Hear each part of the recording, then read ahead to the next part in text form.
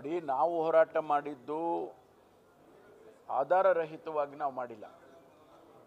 ಕೆಂಪಣ್ಣವರು contractors ಅಸೋಸಿಯೇಷನ್ನಿನ ಅಧ್ಯಕ್ಷರಾಗಿದ್ದರು. ಅವರೀಗ ಪಾಪ ತೀರು ಹೋಗಿದ್ದಾರೆ. ಅವರು ಪ್ರಧಾನಮಂತ್ರಿಗಳಿಗೆ ಪತ್ರ ಬರೀತಾರೆ.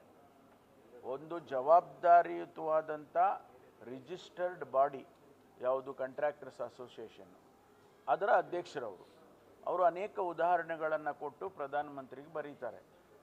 ಅವರು ಬರೆದ ಮೇಲೆ ನಾವು ಅದನ್ನು ಈ ರೀತಿ ಒಂದು ರಿಜಿಸ್ಟರ್ಡ್ ಬಾಡಿ ರೆಸ್ಪಾನ್ಸಿಬಲ್ ಪರ್ಸನ್ ಪ್ರಧಾನಮಂತ್ರಿಗೆ ಬರೀತಾರೆ, ಪ್ರಧಾನಮಂತ್ರಿಗಳೇನೂ ಕೂಡ ಅದಕ್ಕೆ ಉತ್ತರ ಕೊಡೋದಿಲ್ಲ ಅಂಥೇಳಿ ನಾವು ಅದನ್ನು ಒಂದು ಇಶ್ಯೂವನ್ನು ಜನ ಸಮುದಾಯದ ಮುಂದೆ ಹೇಳಿದ್ವಿ. ನಾವು ಹೌದು, ನಾವು ಜನದ ಮುಂದೆ ಹೋಗಿ ಈ ರೀತಿ ಆಗಿದೆ, ಸರ್ಕಾರ ಹಿಂಗೆ ಮಾಡ್ತಾ ಇದೆ ಅನ್ನೋದನ್ನು ನಾವು ಹೇಳಿದ್ದು ನಿಜ. ಈಗ ಅವರು ಇಲ್ಲ ಅಂತ ಹೇಳಿದರೆ ನಮಗೂ ಒಂದು ಆಧಾರ ಇದೆ ಅಲ್ವಾ.